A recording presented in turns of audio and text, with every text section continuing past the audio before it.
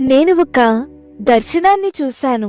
నేను ఒక వెలుగుతో నిండిన స్థలంలో నిలబడి ఉన్నాను.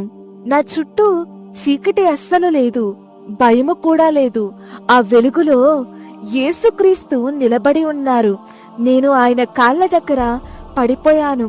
ప్రభువా, నేను ఎంత అపవిత్రమైన జీవితాన్ని బతికాను, నన్ను నువ్వు ఎలా అంగీకరిస్తావు అని ఏడుస్తూ గుండె పగిలేలా ఆయన్ని అడుగుతూ ఉన్నాను. అప్పుడు యేసుక్రీస్తు నా వైపు చూశారు.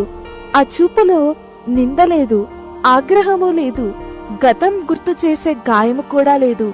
ఆయన మెల్లగా ఇలా అన్నారు, డోరీన్, నువ్వు నా రక్తంతో శుద్ధి చేయబడినావు.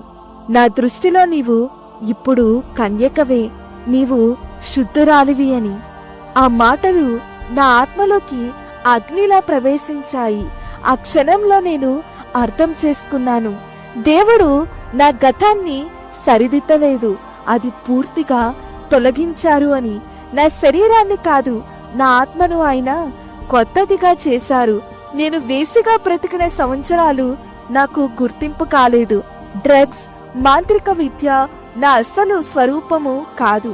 నేను ఎవరో ఆయన చెప్పారు.